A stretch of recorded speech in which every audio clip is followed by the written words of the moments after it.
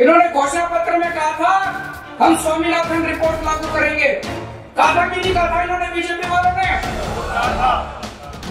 हर भाषण में इन्होंने जाके प्रधानमंत्री जी ने भी पूरे देश के अंदर कहा था स्वामीनाथन रिपोर्ट लागू करेंगे।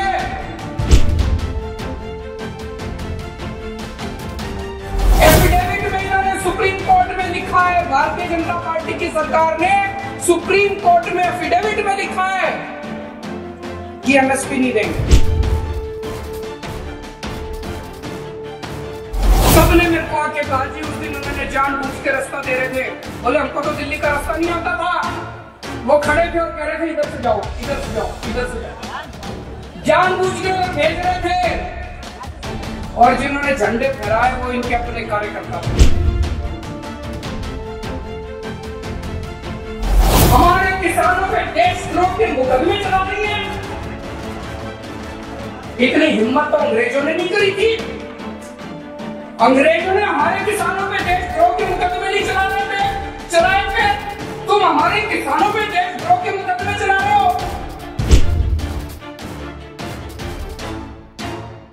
केंद्र सरकार ने मेरे पास एक फाइल भेजी। फाइल में लिखा था दिल्ली के 9 बड़े-बड़े स्टेडियम को जेल बनानी है। भाई साहब अपनी किस्मत अच्छी है, वो जेल बनाने की पावर मेरे पास है, उनके पास नहीं। केंद्र सरकार ने इन पूंजीपतियों के सामने क्यों घुटने टेक रखे हैं?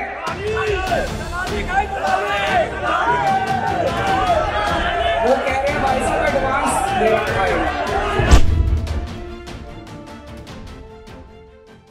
हर चुनाव के पहले पार्टियां कहती हैं तुम्हारे बच्चों को नौकरियां देंगे। किसी पार्टी ने नौकरी नहीं दी, किसी सरकार ने नौकरी नहीं दी। तो मैं सोच रहा था अब ये किसान जो है बॉर्डर के ऊपर बैठे हुए हैं, बॉर्डर के ऊपर क्यों बैठे हैं? इतनी ठंड क्यों बर्दाश्त कर रहे हैं? अपना शरीर क्यों गला रहे हैं? अपनी शहादत क्यों दे रहे हैं? जिंदगी क्यों दे रहे हैं? क्योंकि अब जिंदगी और मौत की लड़ाई आ गई है। ये जो 3 कानून केंद्र सरकार ने बनाए हैं, ये किसानों के डेथ वारंट हैं, ये मौत के वारंट हैं। ये तीनों कानून लागू होने के बाद किसानों की जो बची खुची खेती है वो केंद्र सरकार उठा के अपने 3-4 बड़े-बड़े पूंजीपति साथियों के हाथों में सौंपना चाहते हैं। सबकी खेती चली जाएगी, सबकी खेती उन पूंजीपतियों के हाथ में चली जाएगी। और जो किसान आज अपने खेत के अंदर हल जोतता है और किसान किसानी करता है, वो किसान अपने खेत में मजदूर बनने के लिए मजबूर हो जाएगा। हर किसान मजदूर बन जाएगा अपने अपने खेत के अंदर। आज जो किसान मालिक है अपने खेत, इसलिए किसान अपनी खेती बचाने के लिए जो बची कुची खेती है, ये डू और डाई का लड़ाई है, करो या मरो की लड़ाई है। इसलिए किसान आज बॉर्डर के ऊपर बैठा अपने शरीर को गला रहा है और अपनी शहादत दे रहा है। 2014 के चुनाव में भारतीय जनता पार्टी जब चुनाव लड़ी थी 2014 में, इन्होंने अपने घोषणा पत्र में डाला था, याद होगा आप सबको, इन्होंने घोषणा पत्र में कहा था हम स्वामीनाथन रिपोर्ट लागू करेंगे। कहा था कि नहीं कहा था इन्होंने, बीजेपी वालों ने? हर भाषण में इन्होंने जाके प्रधानमंत्री जी ने भी पूरे देश के अंदर कहा था स्वामीनाथन रिपोर्ट लागू करेंगे। जो फसल का लागत है उसके ऊपर 50% हम आपको प्रॉफिट देंगे, एमएसपी उसके हिसाब से लागू करेंगे। अपने किसान बेचारे भोले वाले हैं, सारों ने जम के वोट दे दिया इनको। लोगों को लगा अब क्रांति आने वाली है और इनकी सरकार बन गई, भारी बहुमत से सरकार बन गई। भाई साहब सरकार बनने के 3 साल के अंदर इसी केंद्र की भाजपा सरकार ने सुप्रीम कोर्ट में एफिडेविट दायर किया है। एफिडेविट में इन्होंने सुप्रीम कोर्ट में लिखा है, भारतीय जनता पार्टी की सरकार ने सुप्रीम कोर्ट में एफिडेविट में लिखा है कि एमएसपी नहीं देंगे। बात बताओ जी, पता होगा आप लोगों को। आज मैं लाना भूल गया, आपको दिखा देता केंद्र सरकार का, भारतीय जनता पार्टी का एफिडेविट सुप्रीम कोर्ट के अंदर 3 साल 2014 में सरकार बनाने के 3 साल के अंदर इन्होंने सुप्रीम कोर्ट में लिख के दे दिया एमएसपी लागू नहीं करेंगे। ये तो धोखा हो गया जी, ये तो बीच में शराब हो गया, झूठ बोल के वोट ले लिए किसानों के। किसान बेचारे बोले आ रहे थे, 70 साल से धोखा खा रहे थे। किसानों ने सोचा चलो भाई इस बार ये लोग कह रहे हैं इनकी बात मान लेते हैं, इनकी बातों में आके किसानों ने वोट दे दी और उन्होंने धोखा दे दिया। आज पूरे देश के अंदर जिस तरह से किसानों पे सरकार अत्याचार कर रही है, पानी की बौछारें बरसाई जा रही हैं, वाटर कैनन छोड़े जा रहे हैं, लाठियां बरसाई जा रही हैं, कीलें ठोकी जा रही हैं। ये दुश्मन है क्या हमारे देश के? ये किसान है हमारे देश के दुश्मन है। ऐसा तो कोई दुश्मन के साथ नहीं करता, ऐसा तो अंग्रेजों ने नहीं करा था हमारे किसानों के साथ। जब अंग्रेज थे, अंग्रेजों ने भी इतने जुल्म नहीं करे थे। उठा के देख लो इतिहास, इतिहास के अंदर जब अंग्रेज आते थे अपना वसूल करने के लिए अपना लगान, ऐसे इतने अत्याचार तो उन्होंने अंग्रेजों ने नहीं करे थे। कीले ठोकने का काम तो अंग्रेजों ने नहीं करा था, तुमने तो अंग्रेजों को भी पीछे छोड़ दिया। और अब ये हमारे किसानों पे झूठे मुकदमे कर रहे हैं। ये लाल किले का पूरा कांड इन्होंने खुद कराया, कराया कि नहीं कराया?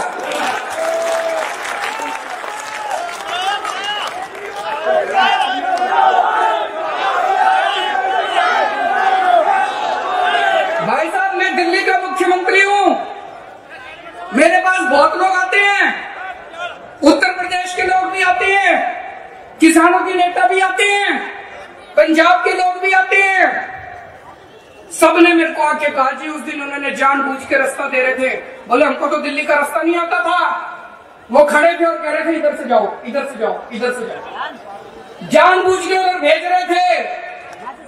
और जिन्होंने झंडे फहराए वो इनके अपने कार्यकर्ता थे। हमारा किसान कुछ भी हो सकता है, हमारा किसान अपनी जान दे सकता है, हमारा किसान देशद्रोही नहीं हो सकता।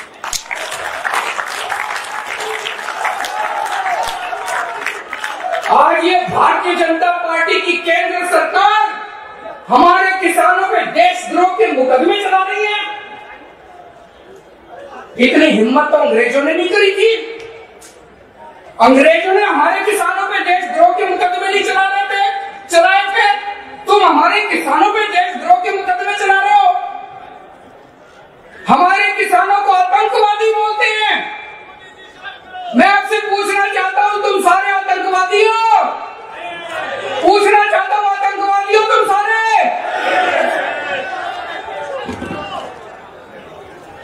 दोस्तों, ऐसे हजारों हजारों लाखों किसान हैं। एक किसान के 2 बेटे,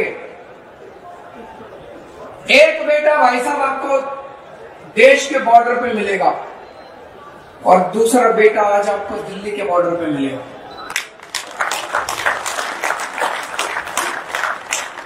एक बेटा किसान है, दूसरा बेटा जवान है।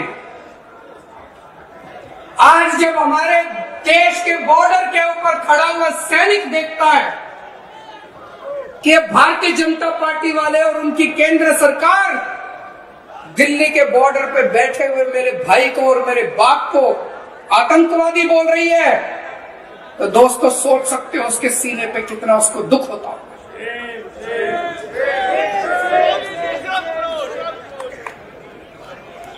दोस्तों, हमने शुरू से कंधे से कंधा मिला के इस आंदोलन में हिस्सा लिया।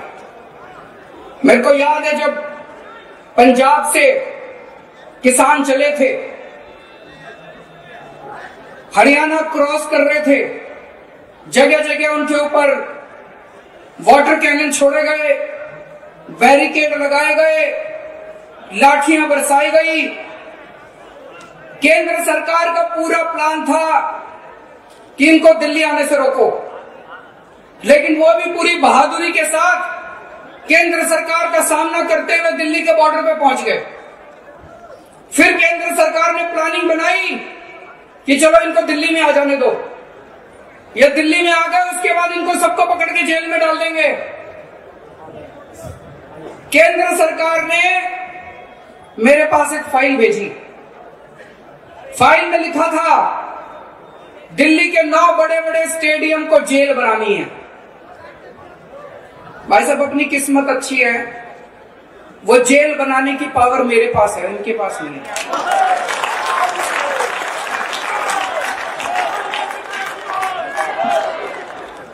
इनको फाइल मेरे पास भेजनी पड़ी, तो इन्होंने फाइल मेरे पास भेजी और उसके भाई साहब जितने फोन पे फोन आने लगे कि ये फाइल क्लियर कर दो। पहले प्यार से बोले, फिर धमकी भी दी इन्होंने। हमने फाइल क्लियर नहीं की भाई साहब, इनको जेल नहीं बनाने दिए स्टेडियम में।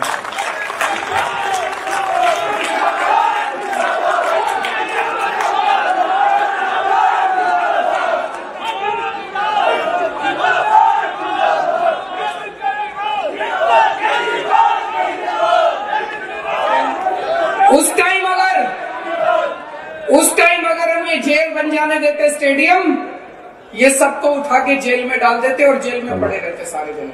मेरे को याद है, मैं अन्ना आंदोलन में, जब हम अन्ना आंदोलन में हुआ करते थे तो कांग्रेस ने भी ये सारे स्टेडियम जेल बनाए थे। मैं भी कई दिन इन स्टेडियम में जेल में रह चुका हूं। मेरे को पता था अगर सारे किसानों को उठा के इन्होंने स्टेडियम में डाल दिया, सारा आंदोलन टाइम फिक्स हो जाएगा, सारा आंदोलन खत्म। अरविंद केजरीवाल, किसान एकता, किसान एकता,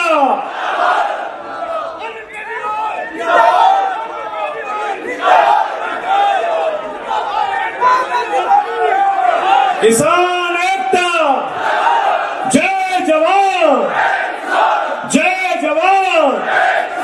अरविंद केजरीवाल, अरविंद केजरीवाल।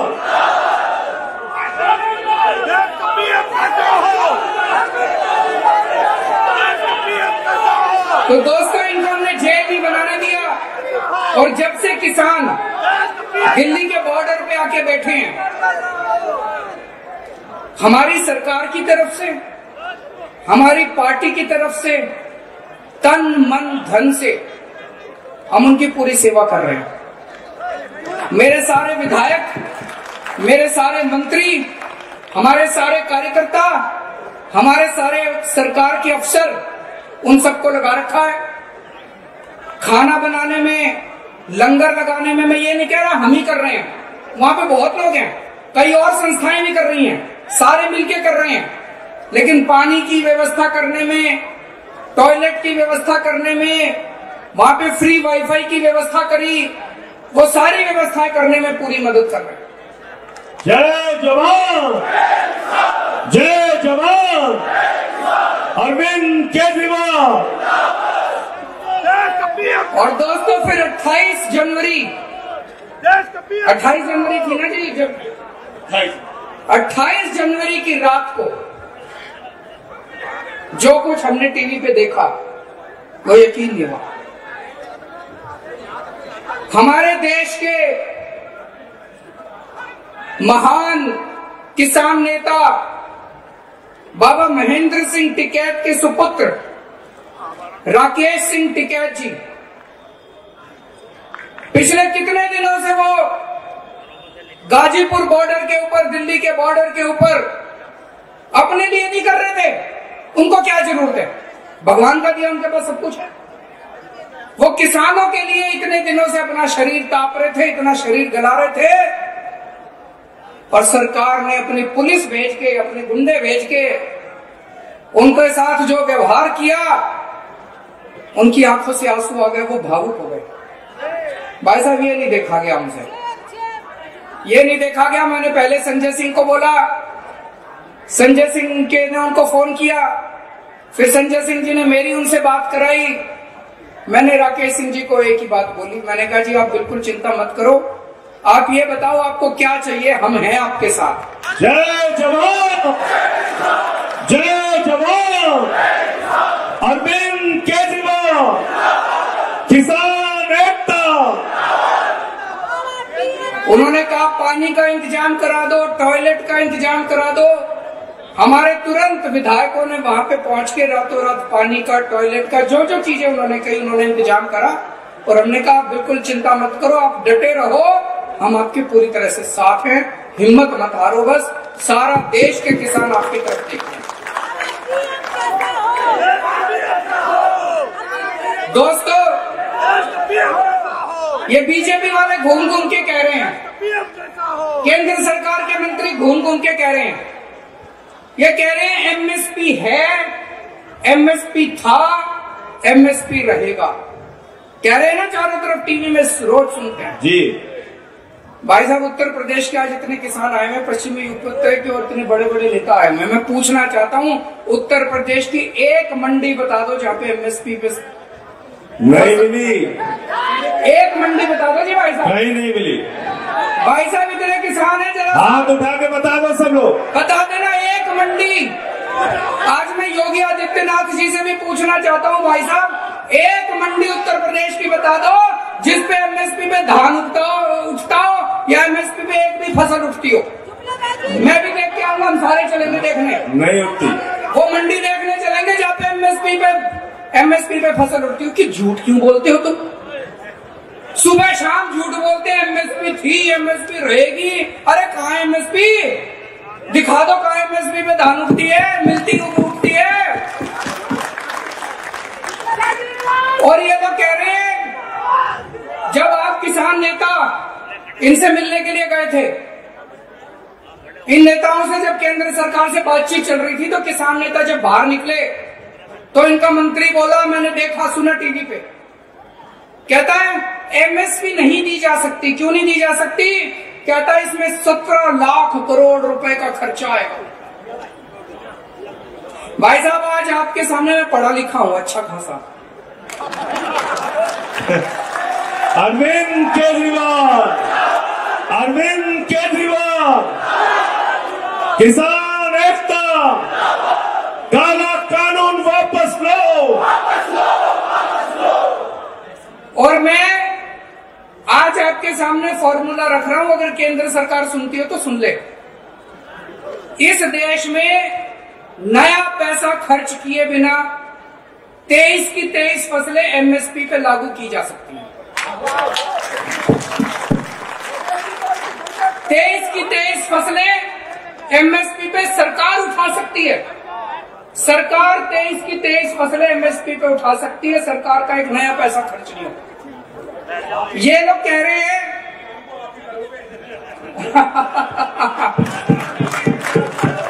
कुलदीप जी कह रहे हैं केजरीवाल जी इस काम को करेंगे। जोरदार तालियां बजा दीजिए पीछे तक खड़े होकर जब समर्थन करते हैं इस बात का, पीछे तक। बहुत बढ़िया।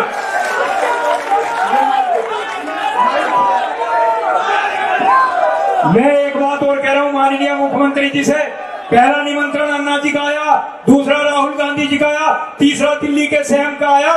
मुझे एडवांस में प्रधानमंत्री का भी निमंत्रण आप दे के जाओ। आप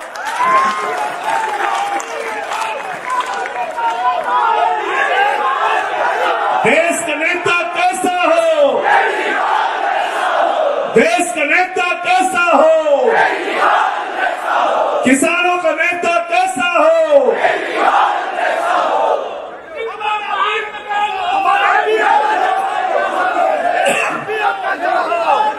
तो दोस्तों, आज मैं आपको फॉर्मूला बता रहा हूं और मेरे किसान नेताओं से सबसे हाथ जोड़ के अपील है कि अगली बार जब इनसे मीटिंग करने जाओ तो ये फॉर्मूला उनको बता देना कि एमएसपी कैसे लागू हो सकती है। ये कहते हैं 17 लाख करोड़ रुपए लगेंगे। भाई साहब, 17 लाख करोड़ रुपए किसान फ्री में नहीं मांग रहा। बदले में किसान आपको फसल देगा, बदले में किसान आपको गेहूं देगा, बदले में किसान आपको धान देगा, बदले में किसान आपको मक्की देगा, बदले में किसान आपको बाजरा देगा, बदले में किसान आपको अपनी फसल देगा।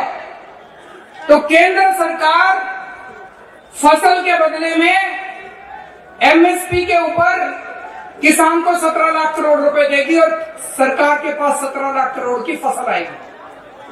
सरकार उस 17 लाख करोड़ की फसल को मार्केट में बेचेगी, तो बेच के पैसा तो आएगा सरकार के पास।